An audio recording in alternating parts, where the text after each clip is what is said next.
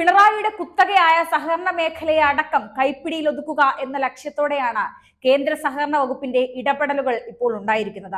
അമിത്ഷാ നേരിട്ട് കേരളത്തിലെ സഹകരണ മേഖലയിൽ ഇടപെട്ടിരിക്കുന്നു. CPM-ന്റെ കരുവന്നൂർ അടക്കമുള്ള കള്ളപ്പണ ഇടപാട് തട്ടിപ്പ് കേസിൽ നേതാക്കൾ പണം തട്ടിയതുമായി ബന്ധപ്പെട്ട കേസുകൾ മുന്നിൽ കണ്ടാണ് ഇപ്പോൾ അമിത്ഷായുടെ ഈ നീക്കം ഉണ്ടായിരിക്കുന്നത്. ധനമന്ത്രാലയത്തിന്റെ, അതായത് നിർമ്മല സീതാരാമൻ അടക്കമുള്ളവരുടെ ഇടപെടൽ ഇക്കാര്യത്തിൽ ഉണ്ടായിരിക്കുന്നു. അമിത്ഷാ വിളിച്ചതിന് പിന്നാലെ ഇപ്പോൾ പിണറായിയുടെ കുത്തകയായ സഹകരണ മേഖലയിലും കൈവച്ചിരിക്കുകയാണ് അമിത്ഷാ. ഇപ്പോൾ ഈ വകുപ്പിലേക്ക് കേരളത്തിൽ താക്കോൽ സ്ഥാനത്തുള്ള മുതിർന്ന IAS ഉദ്യോഗസ്ഥനെ തന്നെ അമിത്ഷാ ദത്തെടുത്തിരിക്കുന്നു. കരുവന്നൂർ അടക്കമുള്ള സഹകരണ വിവാദങ്ങളിൽ നിർണായക തീരുമാനം അമിത്ഷാ ഉടൻ എടുക്കുമെന്നും അതിനു മുന്നോടിയായാണ് അഗർവാളിന് ഡൽഹിയിൽ ചുമതല നൽകുന്നതെന്നും സൂചനയുണ്ട്.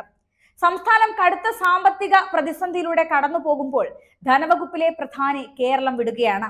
സെക്രട്ടേറിയറ്റിലെ മറ്റൊരു ലോബി ധനവകുപ്പിനെ മറികടന്ന് സുപ്രധാന തീരുമാനങ്ങൾ എടുക്കുന്നെന്ന പരാതി സജീവമായിരിക്കുമ്പോൾ തന്നെ ധനകാര്യ പ്രിൻസിപ്പൽ സെക്രട്ടറിയായ രവീന്ദ്രകുമാർ അഗർവാളാണ് കേന്ദ്ര ഡെപ്യൂട്ടേഷനിൽ പോകുന്നത്. അതായത് അമിത്ഷാ ഒന്ന് വിളിച്ചത് മാത്രമേ ഉള്ളൂ. കൂടെ ഇറങ്ങി ധനകാര്യ സെക്രട്ടറി രവീന്ദ്രകുമാർ അഗർവാൾ ചെന്നു. ധനകാര്യ വകുപ്പിൽ രവീന്ദ്രകുമാർ അഗർവാളിന് പകരക്കാരനെ കണ്ടെത്തുക എന്നത് വലിയ വെല്ലുവിളിയാണ് പിണറായി വിജയൻ അടക്കമുള്ളവർക്ക്.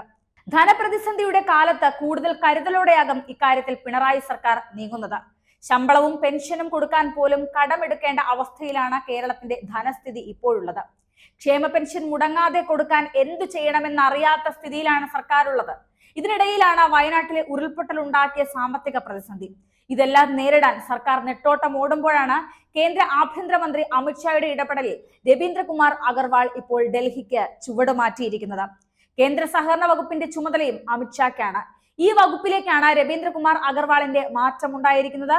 കേരളത്തിലെ സഹകരണ മേഖലയെ അടക്കം കൈപ്പിടിയിലൊതുക്കുക എന്ന ലക്ഷ്യത്തോടെയായിരിക്കും കേന്ദ്ര സഹകരണ വകുപ്പിന്റെ ഈ ഇടപെടലുകൾ ഉണ്ടായിരിക്കുന്നത്. ഇപ്പോൾ ഈ വകുപ്പിലേക്ക് കേരളത്തിന്റെ താക്കോൽ സ്ഥാനത്തുള്ള മുതിർന്ന IAS ഉദ്യോഗസ്ഥനെ തന്നെയാണ് അമിത്ഷാ എടുത്തിരിക്കുന്നത്.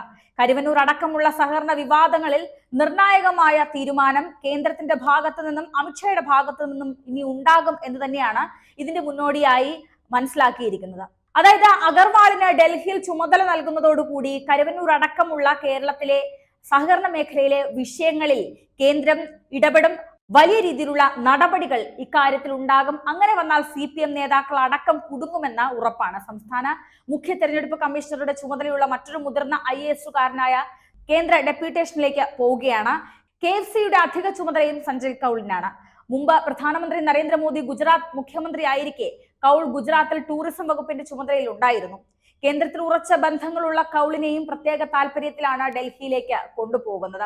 ജലവിഭവ സെക്രട്ടറി അശോക് കുമാർ സിംഗ് IAS-ഉം കേന്ദ്രത്തിലേക്ക് പോവുകയാണ്. കേന്ദ്ര സഹമന്ത്രി സുരേഷ് ഗോപിയുടെ പ്രത്യേക താല്പര്യം കേന്ദ്ര സാംസ്കാരിക വകുപ്പിലേക്കുള്ള അശോക് കുമാർ സിംഗിന്റെ നിയമനത്തിൽ ഉണ്ടെന്നാണ് പുറത്തുവരുന്ന വിവരം.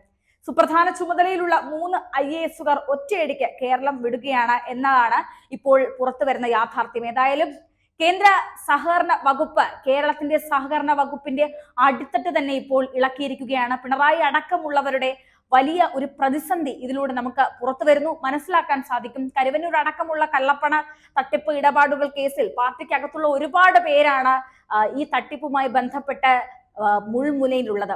അവരെയൊക്കെ ഞെട്ടിച്ചുകൊണ്ടാണ് അമിത്ഷായുടെ ഈ ഇടപെടൽ ഇപ്പോൾ ഉണ്ടായിരിക്കുന്നത് വ്യക്തമായിരിക്കുന്നു. ഏതായാലും ഇനി കരുവന്നൂരിലടക്കം വലിയ രീതിയിലുള്ള നടപടികൾ ഉണ്ടാകും എന്ന് ഉറപ്പായിരിക്കുന്നു.